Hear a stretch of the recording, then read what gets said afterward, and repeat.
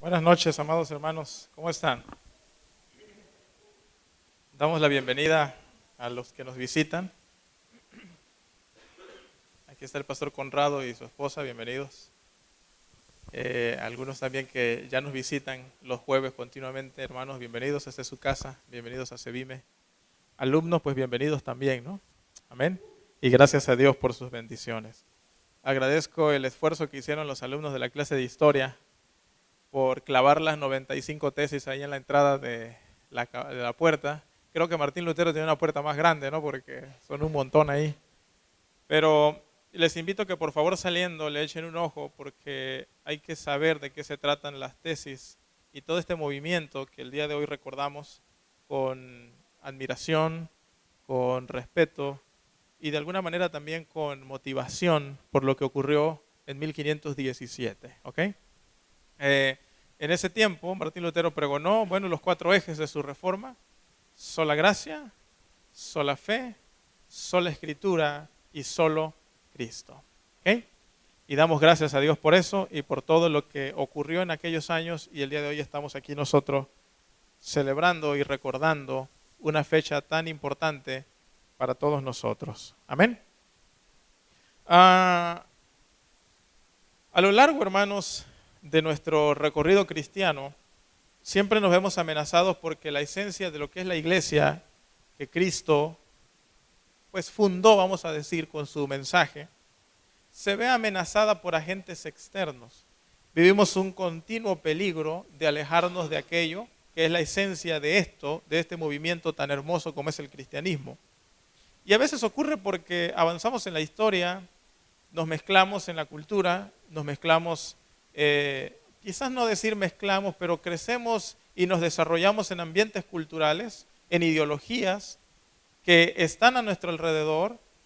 También luchamos con nuestra propia humanidad como individuos, y es entonces donde con el paso del tiempo podemos incluso alejarnos de la esencia de la iglesia. Saben, no es fácil darse cuenta cuando nos hemos alejado bastante de lo que somos y de lo que debemos ser, no es fácil. Para eso se necesitan reformadores, ¿sí? Como el que los acabamos de ver hace un momento. Quizás a ti te va a tocar dirigir alguna iglesia en algún momento y te va a tocar hacer alguna reforma. Quizás vas a llegar y vas a ver que las cosas no están bien. Quizás te vas a dar cuenta que el pecado se ha convertido en parte del estilo de vida de las personas que viven ahí. Te vas a topar quizás con líderes que dirigen la iglesia y que quieren vivir una doble moral. Te vas a topar con quizás algunas estructuras y algunas ideas bastante contrarias a la palabra o bastante obsoletas, y te va a tocar ser un reformador. Y es ahí, amado hermanos, donde tenemos que darnos cuenta de que la reforma no ha pasado de moda, no es una fecha que ya quedó allá atrás, sino que al recordar estos momentos nos deben de a nosotros recordar e impulsar, comprender que también cada uno de nosotros somos un reformador en potencia. Amén. Que todavía en la iglesia hay cosas que necesita cambiar y que aquí están los Martín Luteros, aquí están los Zwinglio, aquí están los Calvino, aquí están toda aquella gente que puede marcar una diferencia en los contextos donde estén, que pueden hacer una reforma en el nombre del Señor. Amén. Ahora, fíjense, a mí me llama mucho la atención cuando pienso en estos personajes, y para mí el primer reformador fue Jesús, obviamente. Jesús es el gran reformador. Jesús fue quien llegó a la historia, se mezcló entre nosotros y empezó a cambiar todo un sistema, toda una estructura, toda una mentalidad que estaba dañando a los individuos. Así que cuando veo a Jesús, veo a un gran reformador moviéndose en el mundo. Por eso en esta ocasión quiero hacer un comparativo entre Jesús, el gran reformador, y quiero tomar como ejemplo a Martín Lutero. Obviamente hay más reformadores, como ya vimos aquí, como Zwinglio, que desarrolla también un movimiento interesante, y otros más, pero como Martín Lutero es el más popular y quizá el más importante, voy a tomarlo a él para hacer un comparativo entre Jesús como el gran reformador y Martín Lutero. ¿Por qué? Porque son parecidos, no físicamente, ¿ok? Pues Martín Lutero era alemán, Jesús era judío, así que ya desde ahí hay una gran diferencia física. Yo no sé cuánto medía Jesús, se dice que Martín Lutero no era muy alto, ¿ok? No, Jesús era guapo, dice la el arte medieval. Martín Lutero no era tan guapo, así que no hay mucho que comparar por ese lado, pero sí podemos comparar ese espíritu de la Reforma que les caracteriza a ambos y que tiene mucho que enseñarnos el día de hoy a nosotros. Por eso, cuando hablamos de Reforma, no estamos hablando de fecha, estamos hablando de principios. Y por el tiempo, hermanos, quiero ir rápido en esta, que es una charla y es una reflexión simple y sencilla sobre el espíritu de la Reforma y sobre la Reforma como principio. Miren, hermanos, lo primero que encuentro entre Jesús y Martín Lutero es que estos reformadores tienen una visión periférica que suscita la compasión. Repito, el reformador Jesús y el reformador Martín Lutero, ambos tienen una visión periférica que suscita la compasión. Y cuando me refiero a visión periférica, es que son capaces de mirar más allá del frente o de lo que tienen justo enfrente de ellos. Pueden ver más allá. Pueden llegar hasta allá, a las esquinas, hasta los lugares, pueden mirar 360 grados alrededor y darse cuenta y observar que las cosas no están bien. Me gusta mucho lo que dice Mateo capítulo 9, versículo 36. No sé si me pueden poner el texto acá en la pantalla. Mateo 9, 36. Este pasaje me gusta mucho. Jesús entra al mundo y lo primero que nos narra Mateo, o una de las primeras características de Jesús, la encontramos en ese pasaje. Un pasaje muy conocido. Y dice, y viendo las multitudes, ¿qué? Porque estaban angustiadas y abatidas como ovejas que no tienen pastor. ¿Sabe? Su contexto estaba lleno de fariseos, estaba lleno de saduceos, líderes religiosos, teólogos, gente inteligente, gente de cultura, gente de sociedad, pero que carecían de una visión periférica. Cuando Jesús entra, ve más allá de las sinagogas que están establecidas, ve más allá del templo hermoso que tiene Israel para su tiempo, construido por Herodes, ve más allá de las cosas y las situaciones políticas, ve más allá. Y entonces dice el texto que ve las multitudes, ve el llanto, ve el dolor, ve la crisis, ve la angustia, ve aquellas cosas que los demás no quieren ver, como decía el hermano Marcelo, que no queremos ver. Ve aquellas situaciones que solamente puedan verla los reformadores, aquellos que tienen una visión periférica para ver más allá de lo que los demás ven. Y entonces Jesús ve una multitud y mira un grupo de ovejas angustiadas y abatidas, así como esas ovejas que no tienen pastor. Y entonces Jesús tiene compasión. Así que yo pienso que la compasión surge de la visión periférica. No surge de otra cosa. Surge de mirar, de ver. Cuando uno estudia la vida de Martín Lutero, uno encuentra el mismo principio. Y por ahí hay un videito, yo no sé si se puede poner, ya está listo, vamos a verlo, que ejemplifica lo que estoy diciendo.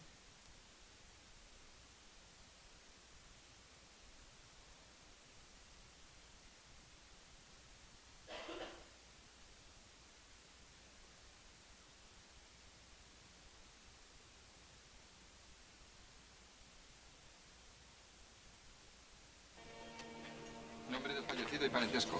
Hendrik Lutero. Era mi abuela.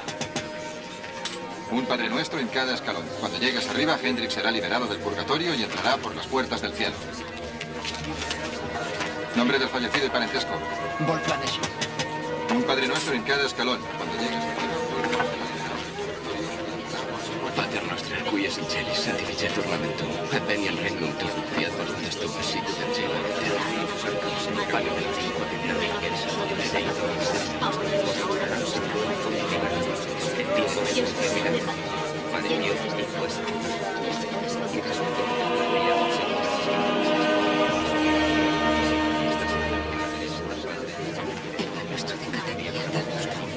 y perdona nuestras deudas, así como nosotros perdonamos a nuestros deudores, y no nos dejes caer en la tentación, mas líbranos del mal. Padre nuestro que estás en los cielos, santificado sea tu nombre.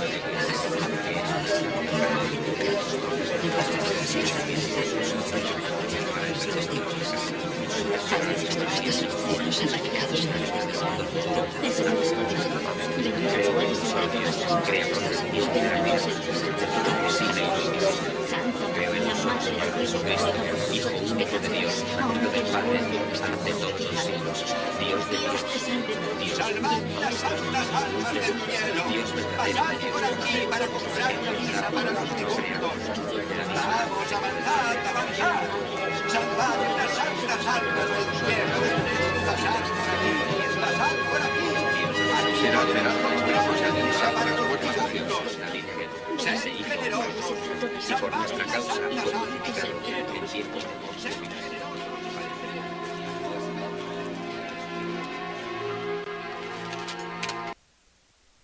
Con casi 500 años de separación, quizás usted puede mirar estas imágenes y decir, pero yo también me hubiera indignado. No, lo más probable es que no. Lo más probable es que hubiera participado, porque esto era común, era normal, y nadie lo veía de otra forma. Como bien dice un cantante cristiano, nosotros criticamos a los fariseos en la época de Jesús, pero hoy no somos mejores. Quizás hubiésemos estado ahí también. A lo mejor hubiéramos participado de la turba que dice, crucifícale. Y es que hoy es fácil mirar 500 años atrás y sentirse indignado por este tipo de prácticas. Pero no es tan fácil como parece. Martín Lutero tiene una visión periférica y entonces ocurre la compasión en él. Y cuando llega la compasión es el peldaño necesario para la acción. No puede haber acción si no hay compasión.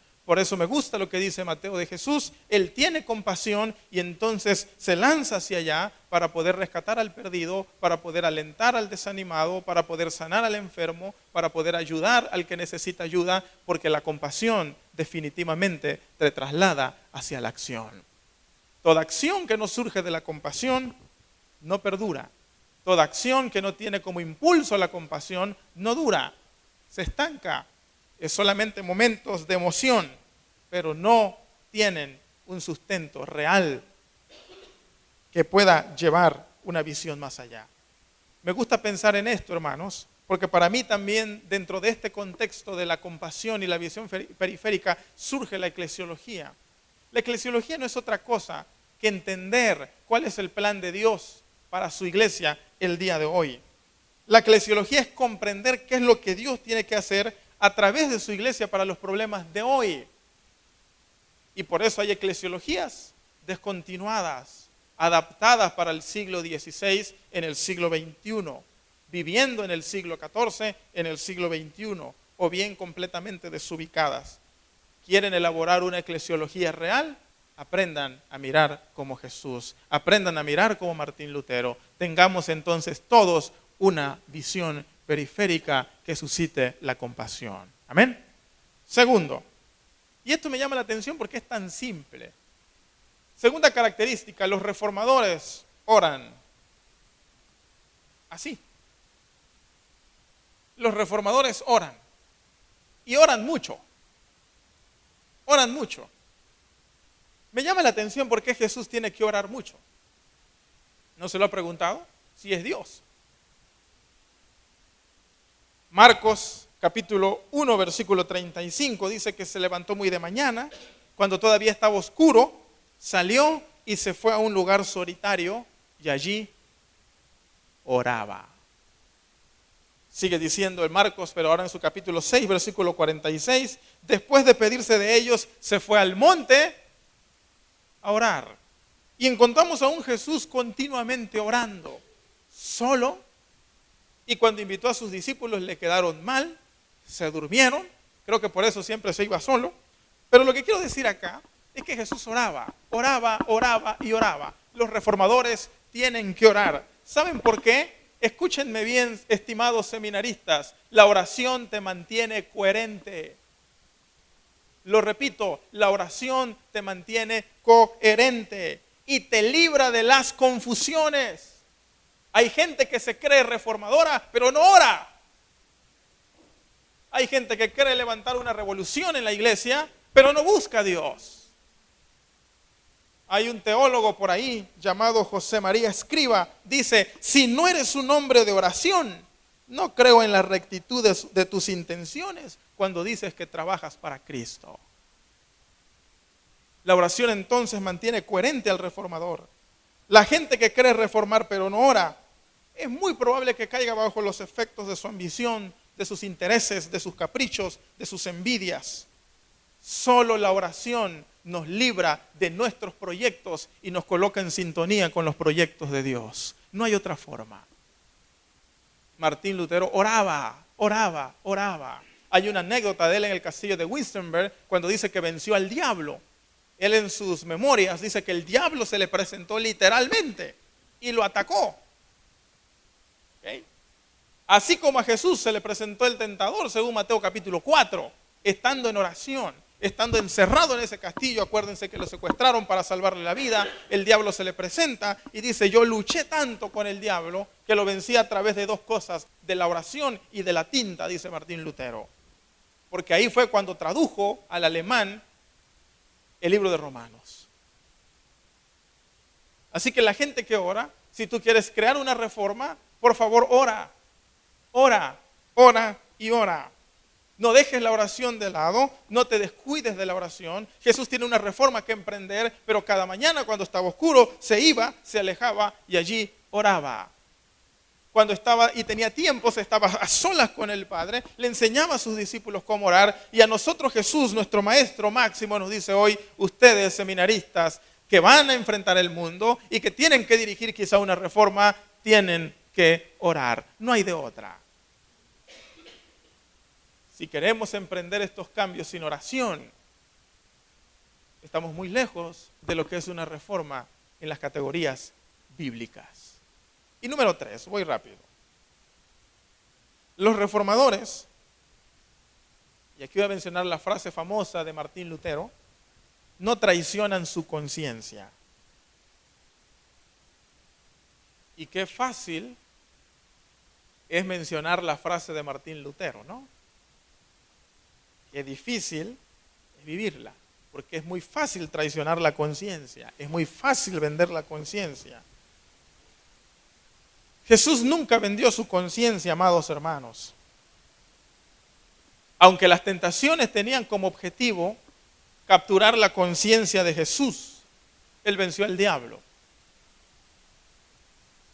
Según lo que narra Mateo capítulo 4, el tentador llega para alejarlo de su propósito.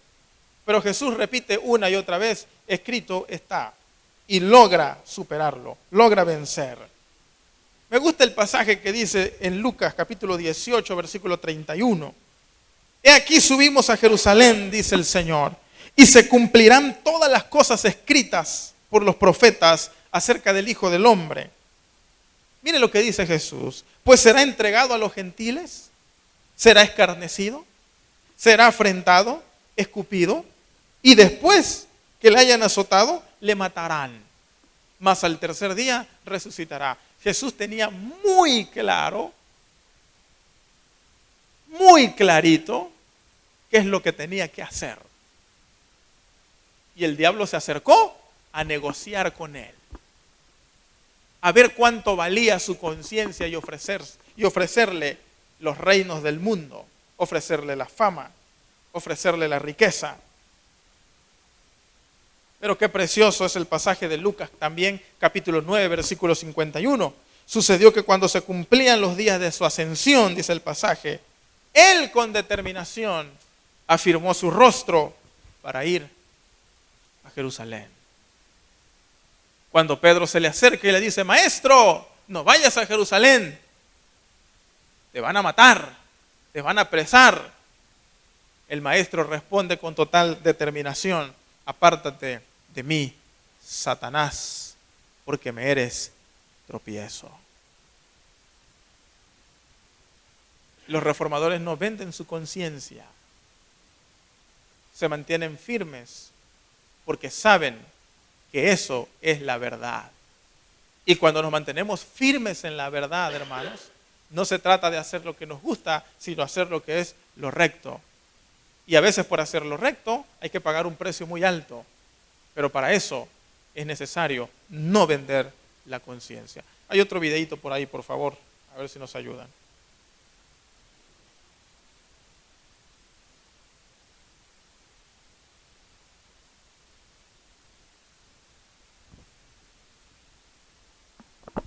sido contestada.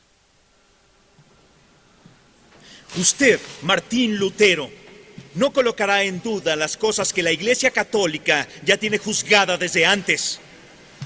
Cosas que han pasado por prácticas, ritos y observación. La fe que Cristo, el más perfecto juez, ordenó. Fe que los mártires con su sangre hicieron fuerte.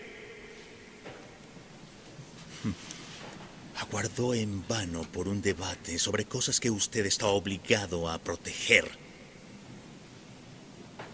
Ahora su contestación: sí o no.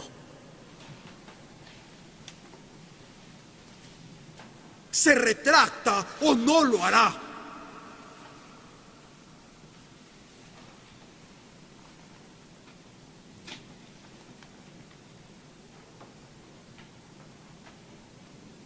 Si su majestad y sus señorías desean una simple respuesta, contestaré. Aunque yo me convencí por las Escrituras y por pura razón, no por papas y concilios que siempre se contradicen entre ellos mismos. Mi conciencia se somete a la palabra de Dios. Ir contra la conciencia no es correcto jamás.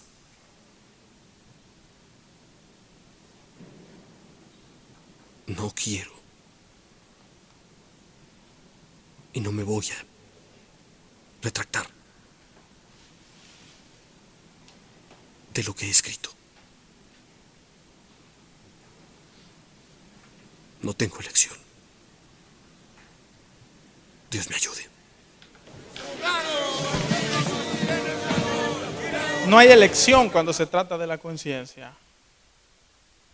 No se puede traicionar lo que Dios nos ha mandado a hacer, lo que Dios ha puesto en nuestro corazón. Quiero que se pongan de pie, por favor.